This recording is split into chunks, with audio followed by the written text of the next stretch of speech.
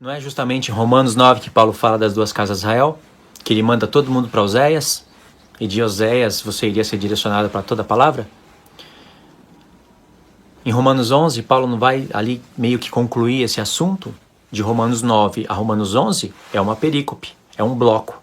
De Romanos 1 a Romanos 8 é uma perícope à parte, é um bloco. Romanos 9 entrou em um outro assunto que vai estar relacionado com o primeiro bloco, que é do capítulo 1 ao capítulo 8, mas a partir de Romanos 9 até o 11 vai formar um assunto.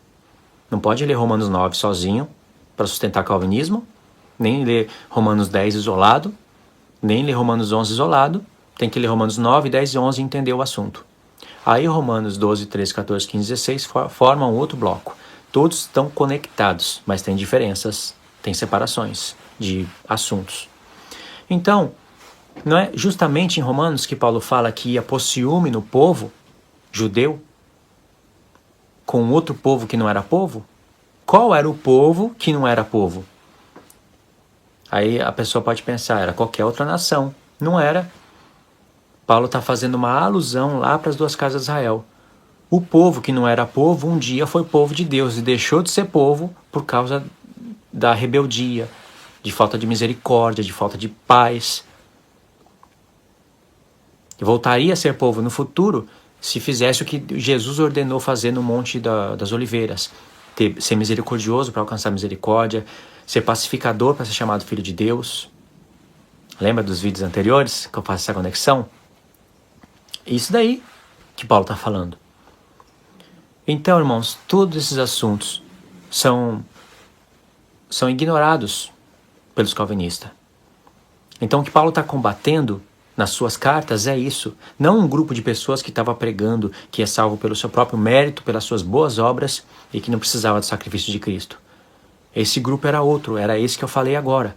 Por isso as expressões circuncisão, obras da lei, debaixo da lei, no mesmo contexto em que fala de salvação, justificação, vida eterna. Você tira obras da lei debaixo da lei, você não entende o que está falando. Essas pequenas expressões carregam todo o peso da antiga aliança, em contraste da nova aliança que Paulo estava trazendo. Por isso que ele tem que usar essas expressões.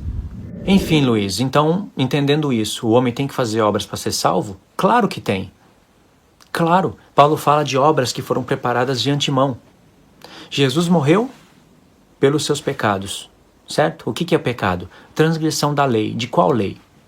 Dos 10 mandamentos que estavam em tábuas de pedra. E eu não estou falando aqui de sábado, de adventismo. Isso daí é o assunto à parte. Não quero nenhum comentário sobre isso e nem vou responder isso agora.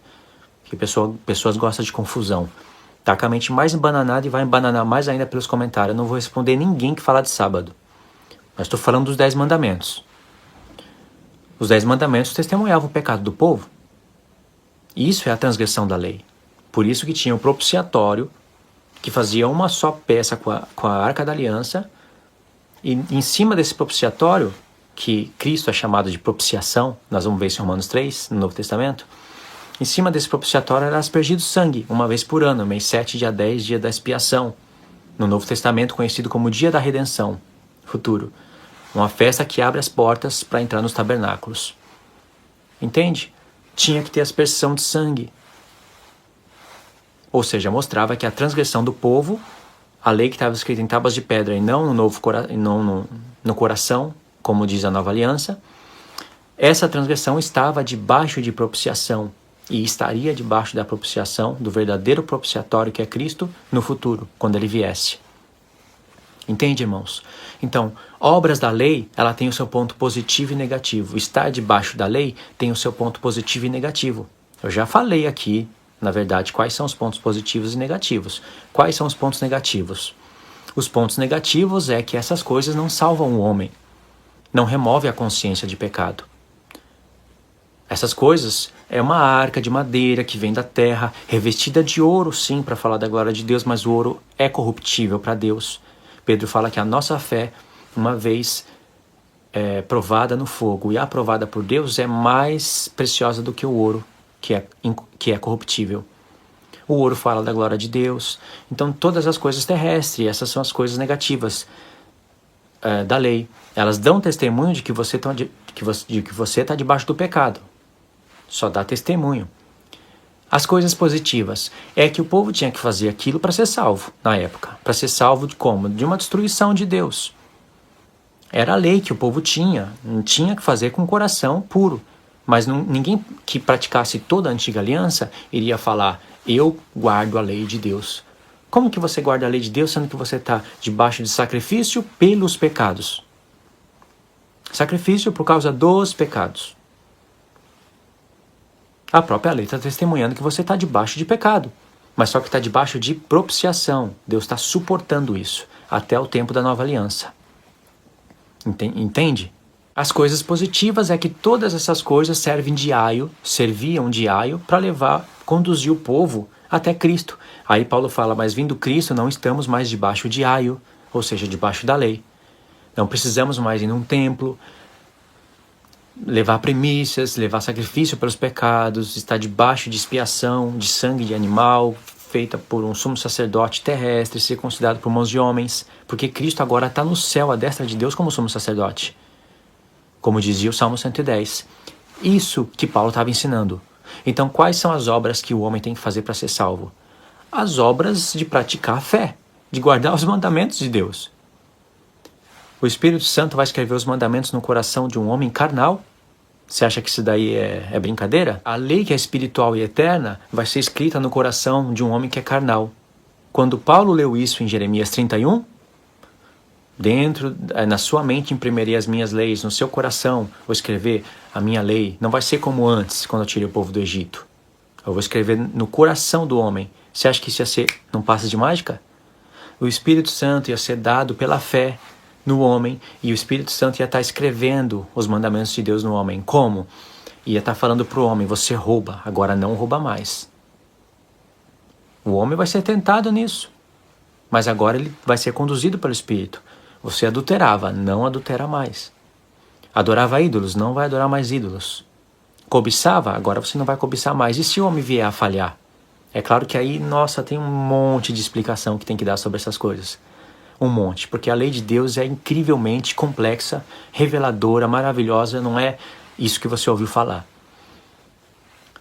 E se o homem falhasse, né, resumindo e continuando, se o homem falhasse, Jesus estava como sumo sacerdote, verdadeiro propiciatório, intercedendo pelo homem. Agora, o que eu queria falar agora há pouco, e não quero falar, mas só vou dar uma palhinha, para vocês verem como é complexo. Eu roubei hoje. Tenho o Espírito Santo, tudo, mas apertou a situação, eu fui e roubei. Seja qual for o roubo, tem desvio de dinheiro, tem como você enganar a pessoa, catar, tem como fazer... Tem um monte de exemplos que a gente pode falar que é roubo. Roubei. E eu sei, minha consciência me acusou. E aí? Deus vai me perdoar. Depois de um mês eu vou roubar de novo em outra ocasião. Vamos supor que eu sou muito tentado na área do roubo. Deus vai me perdoar, irmãos? Roubei de novo depois de 5 meses. Deus vai me perdoar. Você sabe, Deus vai falar: poxa, vai falar com você, já é a 3ª, 4ª vez, né? O que é isso? A cobiça acontece no coração.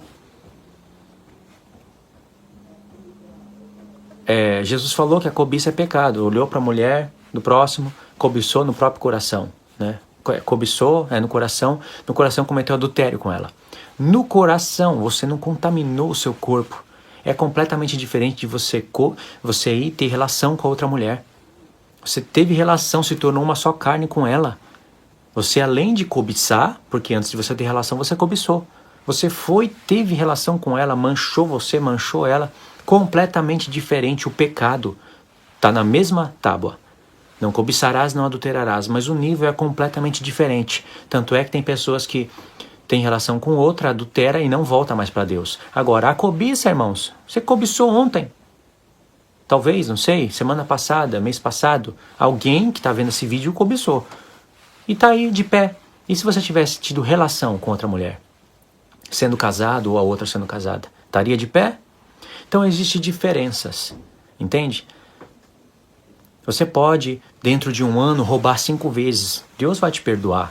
Não estou dizendo que é para você roubar, mas depende do roubo, entendeu? Deus vai te perdoar. Você pode, dentro de um ano, matar 5 vezes? Senhor, matei, me perdoa. Aí derrama o sangue de outra vida, matei, me perdoa. Você derrama o sangue de alguém, mata alguém, você não vai trazer aquela vida de volta, não tem como restituir. E o dano que você vai causar na família? É muitas coisas. Agora, roubou, você pode chegar a confessar, restituir. Normal. Normal não, né? Mas Deus vai te perdoar. Entende a diferença? Então há diferenças. E é isso que Deus vai pôr no coração do homem, escrever. E você vai precisar arregaçar a mão e trabalhar. Obras. Para quê? Para ser salvo. E isso está escrito na palavra. Está escrito, o mesmo Paulo que fala, pela lei ninguém será salvo. É o mesmo Paulo que fala, não são os justos de Deus os que ouvem a lei, mas os que praticam a lei hão de ser justificados. É o mesmo, não é outro Paulo. Acontece que no mundo do calvinismo você nunca vai ouvir esses textos sendo falados, usados e explicados. Eu já usei contra calvinista e o que eles fazem? Aqui, ó, o texto que eu dou para eles, eles fazem isso, ó. Não é isso que Paulo quis dizer. O que Paulo quis dizer é isso. É isso que eles fazem. Mas está escrito, não são justos diante de Deus os que ouvem a lei, mas os que praticam a lei hão de ser justificados. Está escrito, vida eterna, é dom gratuito de Deus. Está escrito isso? Tá. Mas também está escrito que Deus vai dar a cada um segundo as suas obras. O que Deus vai dar? O que diz a continuação? A saber, a vida eterna. Aos que com perseverança praticam bem, procuram honra, glória, incorrupção. Vida eterna dado segundo as obras. Não está falando segundo a fé? É claro que no meu entendimento, que eu acredito está correto, é a fé, obras é fé, mandamentos é fé. Isso é fé. Não tem fé de um lado, mandamentos do outro. Tem na mente tenebrosa de um calvinista, na mente de uma pessoa que é guiada pelo Espírito Santo e estuda a palavra de Deus conforme deve ser estudado, obras e fé estão relacionados, obras e mandamentos. Então o que eu vou fazer? Eu vou torcer esses textos? Vou ser infiel? Vou fingir que não existe? Eu vou anular a graça de Cristo porque eu tenho que guardar os mandamentos? Claro que não. Se eu guardo os mandamentos, é porque a nova aliança diz, o Espírito Santo diz que na nova aliança, Deus iria fazer eu guardar. Agora, eu posso rejeitar ou não? Bom, aí a gente tem que ir para o restante da Bíblia para ver se homens que receberam o Espírito Santo abandonam o reto caminho que lhes fora dado, esquece da purificação dos seus pecados anteriormente cometidos. Eu estou citando o texto bíblico. Vamos ver se existe homens assim. Então, irmãos, eu sei que ficou grande, né? É uma introdução, não peguei na Bíblia, mas eu citei vários pontos da Bíblia. Quem está lendo já pôde compreender muito bem. Mas eu quero entrar na leitura e explicar passo a passo. Então vai ser um estudo estendido, tá bom? Então é isso daí, irmãos. Nos próximos estudos a gente entra na leitura de Romanos e vamos ver tudo isso passo a passo e várias outras coisas incríveis que tem na carta de Romanos para a gente não ficar preso somente em calvinismo. Compartilhe o vídeo aí com os irmãos, e os irmãos já sabem o que tem que fazer, tá? Comenta coisas boas, o que entendeu, o que não concordou também pode comentar. Se for educado, o comentário fica. Se for mal educado, o comentário vai embora. Tá bom? Então é isso daí. Fiquem na paz de Cristo. Deus abençoe. Agradeço a todos por terem assistido o vídeo até aqui e estar participando do canal. Até a próxima.